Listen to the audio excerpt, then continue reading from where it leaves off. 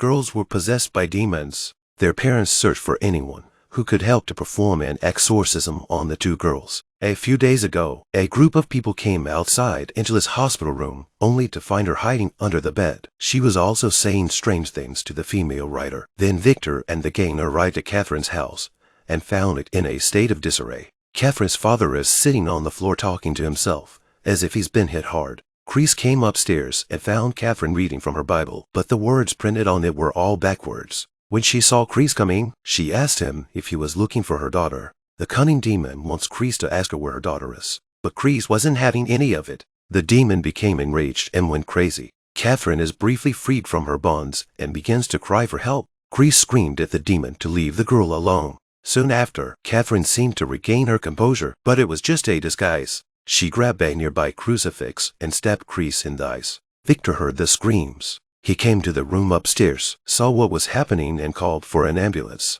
The priest asked the church for an exorcism, but the church turned him down because it was too sensitive. If anything happened to the girl, the church would take the blame. Chris then told Victor that in order to exorcise the demon, the people would have to work together and find every possible force to help the girls. So Victor contacted his neighbors and found the prophetess, hoping she could help him.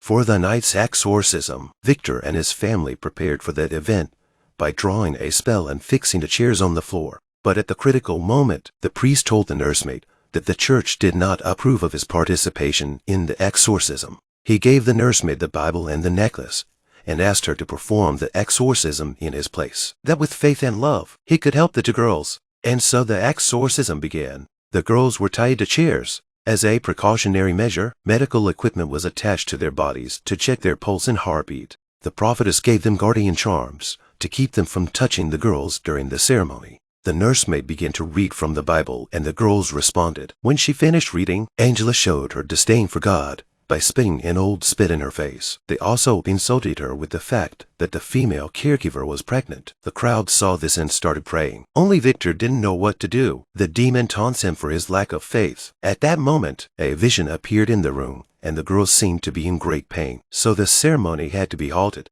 The prophetess used pre-soaked hyssop water and poured it over the girls to purify them. After being blessed with words, the water became holy water, and when poured over the demons, it caused them great pain. Unidentified black objects came out of their mouths. The two girls began to convulse, as if something was about to burst out of their bodies. Then they opened their mouths and hellish vapors came out of them. The seeress hurriedly lit a fire. The smoke wrapped around the vapors and brought them into the fire. Then the seeress told Victor to pour out the potion he had used earlier. He saw that the priest didn't leave, but was praying in the car, and had told the priest to go inside. The exorcism continued, and the crucifix in the caretaker's hand became hot. Victor recited the Bible and knelt next to his daughter. At that moment, his daughter revealed something he'd been hiding for a long time. When the doctor asked him whether to keep the eldest or the youngest, he chose the eldest, but he couldn't keep his wife. The devil forced them to make a choice. Only one of the two girls could survive, or both would die together. But they knew in their hearts that they couldn't trust the devil's words. When the situation became critical, the door suddenly opened, and the priest came in. He decided to join the ceremony. Holding a rosary, he chanted from the Bible, trying to drive the demon away.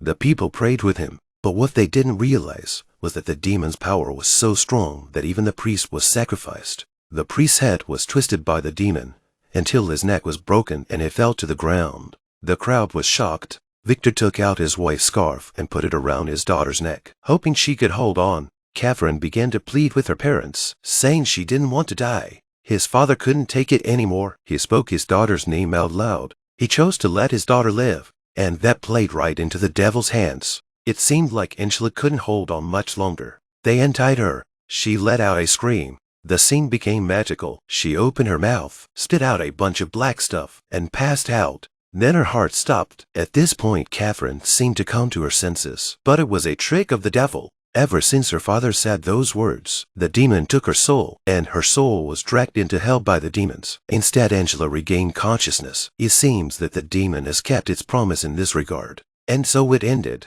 It wasn't a happy ending, with the sacrifice of innocence. But the protagonist's family survived and returned to their normal lives. And Chris waited for her daughter. This is the 2023 American thriller The Exorcist, Believer. When the parents realize that something is wrong with their daughters, they seek the help of a writer who has been there before. The writer tells them to find anyone who can help and perform an exorcism on the girls. The girls, with the help of the crowd, started to become miserable. The demon used a trick to take the other girl's soul, and the remaining girl survived. This story tells us not to go to the forest to play the game of summoning the dead, as you might summon a demon. I'm a BullDog movie. If you like this video, please give it a thumbs up, comment and subscribe to my channel. See you in the next video.